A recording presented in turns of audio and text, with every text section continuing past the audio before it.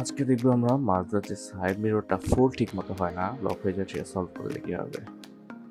এখানে যেমন দেখা যাচ্ছে এখানে হাফ লক হয়ে গেল, আবার আমাকে প্রেস করে খুলতে হলো। প্রথমে করতে হবে যেটা মাজদার যে ফোল্ডিং করার বা মিররটাকে আপ ডাউন করা, সেটাকে যতটুকু করা যায় একবারে লেফট সাইডে করে ফেলতে হবে। আমার লেফট সাইডের যেহেতু মিররটা সমস্যা, লেফট সাইডে করেছিলাম। তো বাটনটা দিয়ে যতটুকু লেফট সাইডে করা যায় সেটা করে একটা ছোট একটা জায়গা করবে যাতে ভিতরে পোর্শনটাকে দেখতে পাওয়া যায়। এখন একটু হাত দিয়ে পুশ করলে ভিতর দিকে একটা ক্লিপ থাকে, সেটা খুলে আসবে। এখন দেখতে পাচ্ছেন ভিতর দিকে মাত্র সেন্টার ক্লিপ থাকে, যেটা সব থেকে বড়, ওটাই মেন, আর বাকি দুইটা থেকে মোটর, হোয়াইট পার্টটা, দুইটা মোটর থাকবে। এটা হচ্ছে সেন্টার।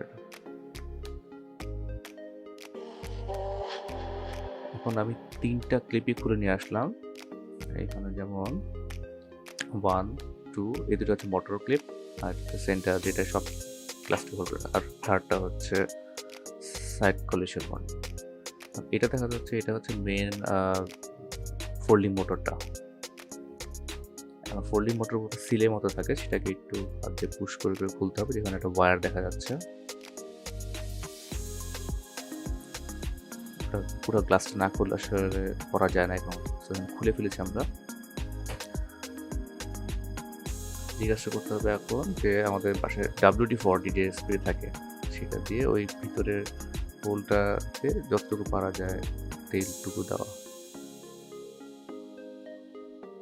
আর ওখানে মেইনলি মোটরটা থাকে।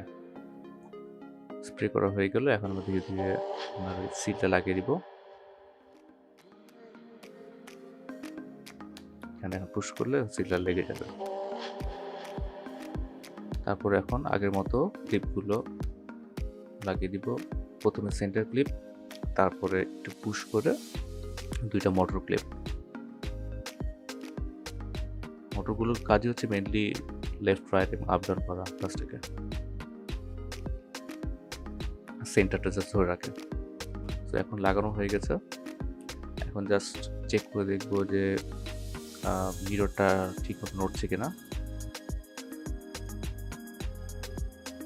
এখন পুরোটা ফোল্ড করে দেখবো।